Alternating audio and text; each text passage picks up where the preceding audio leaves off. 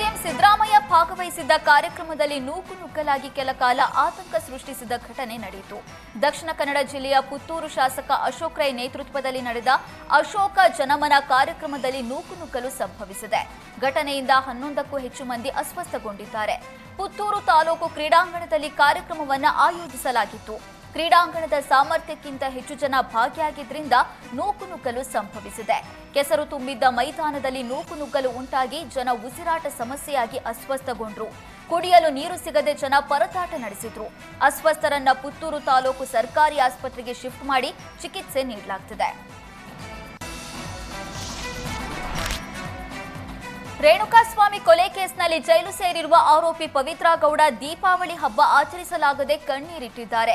ಪ್ರತಿ ವರ್ಷವೂ ತಮ್ಮ ಮಗಳು ಕುಟುಂಬದವರ ಜೊತೆ ಪವಿತ್ರಾ ಗೌಡ ದಸರಾ ದೀಪಾವಳಿ ಹಬ್ಬವನ್ನ ಆಚರಿಸ್ತಾ ಇದ್ರು. ಈ ಬಾರಿ ಪರಪ್ಪನ ಅಗ್ರಹಾರದಲ್ಲಿ ಹಬ್ಬ ಆಚರಿಸಲಾಗಿಲ್ಲ. ಕೊಲೆ ಪ್ರಕರಣದಲ್ಲಿ ಜೈಲು ಸೇರಿ ಹಬ್ಬ ಹರಿದಿನವಿಲ್ಲ. ಮಗಳನ್ನ ನೋಡೋದಕ್ಕೆ ಆಕೆಯ ಜೊತೆ ಸಮಯ ಕಳೆಯಲಾಗದೆ ಪವಿತ್ರಾ ಕಂಗಾಲಾಗಿದ್ದಾರೆ. ಇತರೆ ಸಹ ಬಂಧಿಗಳ ಜೊತೆಯೂ ಮಾತನಾಡದೆ ಪವಿತ್ರಾ ಗೌಡ ಮೌನಕ್ಕೆ ಶರಣಾಗಿದ್ದಾರೆ. ಕೊಪ್ಪಳ ಜಿಲ್ಲೆಯ ಕುಷ್ಟಗಿ ಪಿಎಸ್ಐ ವ್ಯಾಪಾರಿಗಳಿಂದ ಹಾಡಹಗಲೇ ಹಫ್ತಾ ವಸೂಲಿ ಮಾಡಿದ್ದಾರೆ. ಹಫ್ತಾ ಕೊಡೋದಕ್ಕೆ ಒಪ್ಪದ ಬೀದಿ ವ್ಯಾಪಾರಿಗಳ ಹಣ್ಣು ತರಕಾರಿಗಳನ್ನು ಕಿತ್ತೆಸೆದು ಪಿಎಸ್ಐ ಪುಂಡಪ್ಪ ದರ್ಪ ಮೆರೆದಿದ್ದಾರೆ. ಕೊಪ್ಪಳದ ಕುಷ್ಟಗಿ ನಗರದ ಸಂತೆ ಬಜಾರ್ನಲ್ಲಿ ಪಿಎಸ್ಐ ಗೂಂಡಾಗಿರಿ ಮಾಡಿದ್ದಾರೆ. ದೀಪಾವಳಿ ವ್ಯವಹಾರದ ನಿರೀಕ್ಷೆಯಲ್ಲಿದ್ದವರ ವಸೂಲಿಗೆ ನಿಂತಿದ್ರು. ಬೀದಿ ರೌಡಿಯಂತೆ ವ್ಯಾಪಾರಿಗಳ ಲೂಟಿ ಮಾಡಿದ್ದಾರೆ.